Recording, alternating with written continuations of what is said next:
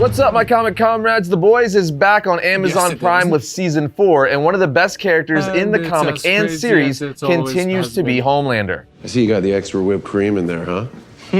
Yeah. Yummers. He's the character we love to hate because he is so good at being evil. Dude has had some crazy evil moments throughout the comic series, but more specifically over the first 3 seasons of the live-action series for The Boys. And we have no doubt that we are going to get a ton more with Season 4. Yes, the first 4 episodes of the new season are out, but we're not going to spoil any of those today. We're only going to break down his most evil moments from the first 3 seasons. And let me tell you, he's well on his way to rivaling the Joker in a lot of ways. With that in mind, this episode is not for the little ones, so that is your parental advisory warning. Yeah, this is going to be that kind of episode. Alright, we're going to jump right into the fire with Homelander falling in love with and dating a Nazi. You heard that right. Homelander started dating Stormfront in Season 2, and initially he didn't know she was a Nazi. That is, until news broke exposing that Stormfront was secretly a 100-year-old Nazi who was originally married to Richard Vought, the founder of Vought International. He actually gave her the first successful Compound V injection. Well, Richard Vought was a Nazi, so naturally so is Stormfront. But even after Homelander finds out about all of this, he still continues to date her in secret. He full-on knew at this point Stormfront was a Nazi who told him to his face there is a war for the culture and that the other races are grinding them down and taking what's rightfully theirs. But they can fight back with an army of supermen, 1,000,000 strong. And right after she tells him all this, he makes out with her, but not because he's a Nazi or agrees with what she's saying, but because of his constant desire to be needed and feel like he's in power. So that's what unfortunately turns him on, even if it's a Nazi saying, "You will be our leader. I need you. We need you." Guess this means we're breaking up. God, that was cheesy. Nazi. Even after she was badly injured by Homelander's son Ryan, who rages out on her because she goes to kill his mom in front of him in the Season 2 finale, causing her to lose an arm and having half her face becoming completely disfigured. Homelander is still about it. He even visits her in the hospital so she could stroke his ego, if you catch my drift. Yeah, it's very disturbing, but this directly leads to another evil moment. You see, once she's injured and bedridden, she can't really control or try to manipulate Homelander anymore. And when she realizes he's not interested in her white supremacist ways, she kills herself. Homelander finds out she killed herself while trying to talk a girl out of killing herself by jumping off a roof. And while this is happening, there's a massive screen on a nearby building that breaks the news of her killing herself. This angers and saddens Homelander to the point where he goes on a rant about how people destroy their gods, referring to Stormfront. Asking the suicidal girl he's there to save, how is it fair that you get saved, but a beautiful, perfect god gets killed? He then tells the girl, you know what? I think you should jump. Taken back by this, she looks off the building and nervously says, I don't think I want to. He then tells her to jump. She says, please, I don't want to,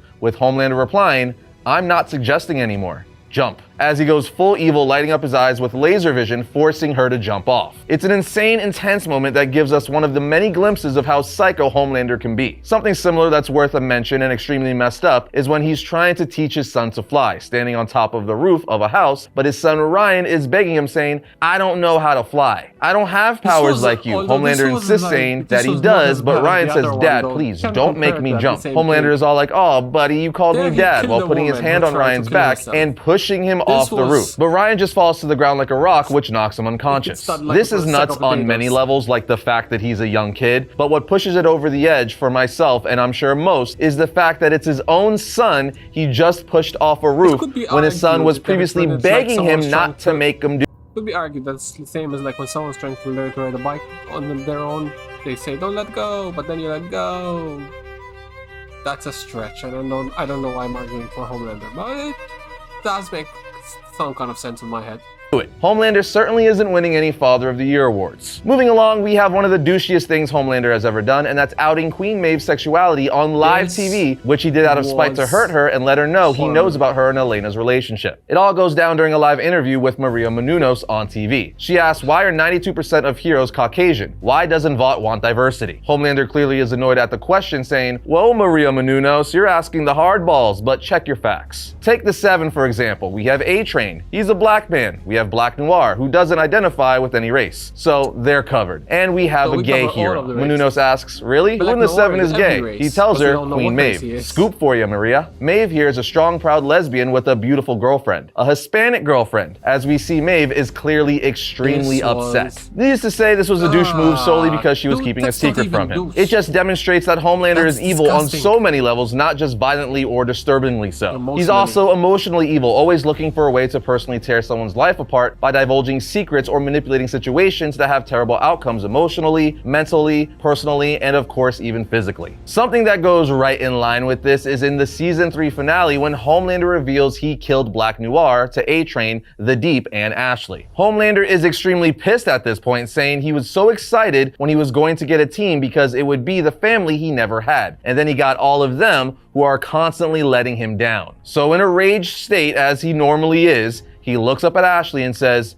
"Take off your wig." She responds, "What wig?" And he just gives her the death stare, at which point she takes off her wig, revealing that she's missing most of her hair due to an anxiety compulsion we've seen throughout the series of her constantly pulling out her hair. So this is yet another example of Homelander emotionally manipulating someone just to humiliate them. I suppose you could make the argument that Homelander's emotional and mental attacks are worse than his physical, as most of the time his physical end with— No, this is not the same level as killing a girl who was to jump, or dating a Nazi, and being sad that a Nazi was killed.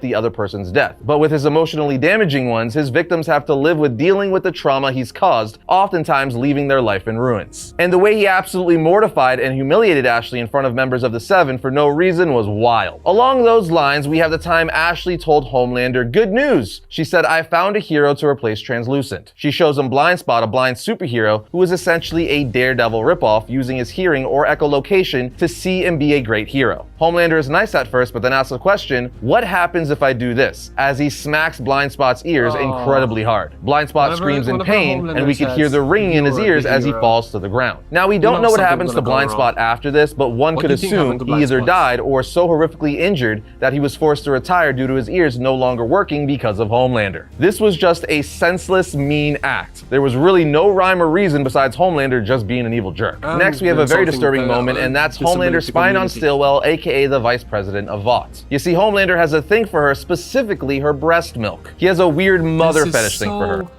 This is such a weird thing that I still don't understand. And now it's happening again. It is so weird. God, I couldn't imagine filming these scenes. In any case, he uses his X-ray vision to stare and look through a picture of himself on the wall at Stillwell's breast pumping. And the longing, creepy, perverted face he has is all kinds of gross and a massive invasion of someone's privacy. Dude doesn't know what boundaries are because he's a complete and utter creep. I mean, after Stillwell's death, we see him drinking her breast milk out of a bottle. It goes without saying that Homelander has some serious issues. But speaking of death, she was killed by Homelander. You see, Butcher ends up putting a bomb on Stillwell in her house, but when Homelander arrives, instead of saving Stillwell, he tells her he's pissed at her because she lied to him and because she loves her baby more than him. She tries to say, "No, I don't, I love you." All I'm thinking is what number one's gonna be, and I know it already, and like, they don't come. Oh, they barely compare to number one. But that girl I was gonna judge, that's number two. I'll put that number 2.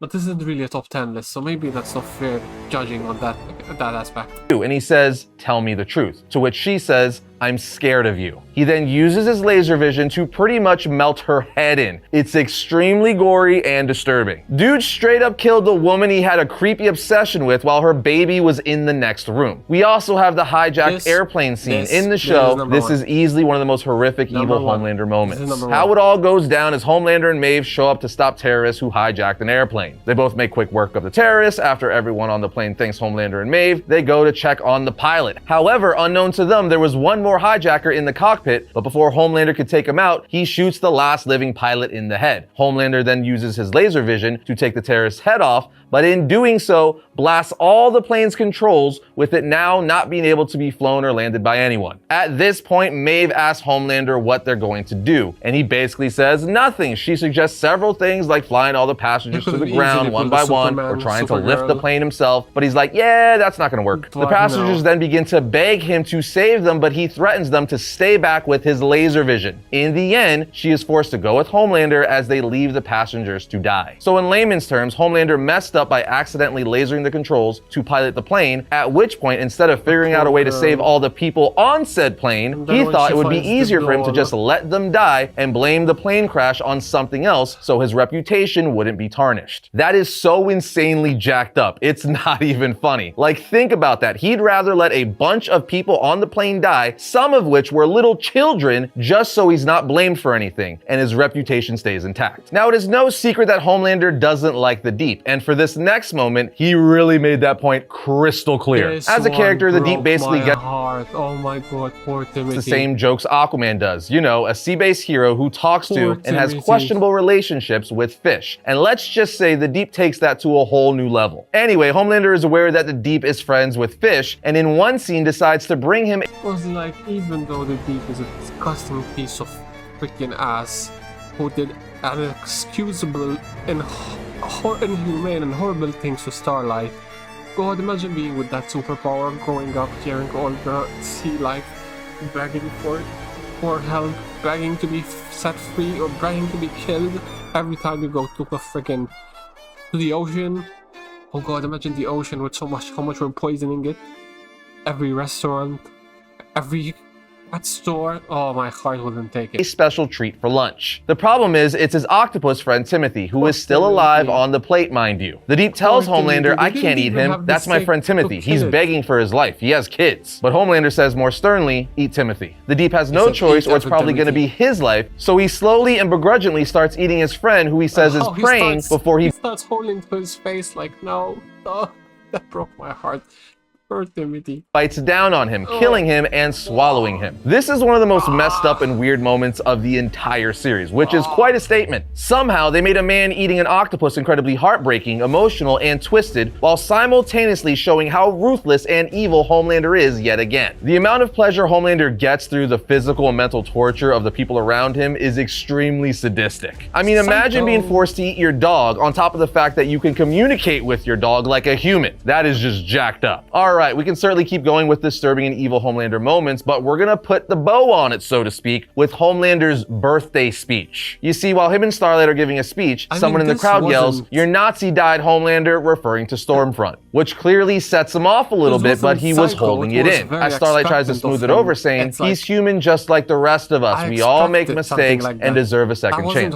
Starlight continues to say, in that spirit, Homelander has agreed to donate $10 million to the Starlight House, but Homelander has finally boiled over, saying, nope, she just lied to you. I don't make mistakes. I'm not just like the rest of you. I'm stronger, I'm smarter, I am better. I'm not some weak crybaby that goes around apologizing all the time. And why would you want me to be? All my life, people have tried to control me. Rich people, powerful people tried to muzzle me, cancel me, keep me impotent and obedient like a puppet. And you know what? It worked because I allowed it to work. Guess what? If they can control me, you can bet your ass they can control you. They already do, you just don't realize it. I'm done. I am done apologizing. I am done being persecuted for my strength. You people should be thanking Christ that I am who and what I am, because you need me to save you. I am the only one who possibly can. You're not the real heroes. I'm the real hero. Simply put, everything he said is exactly what a true dictator would say. This cemented Homelander as the malicious tyrant that he is. He's full on saying he doesn't need the people, they need him.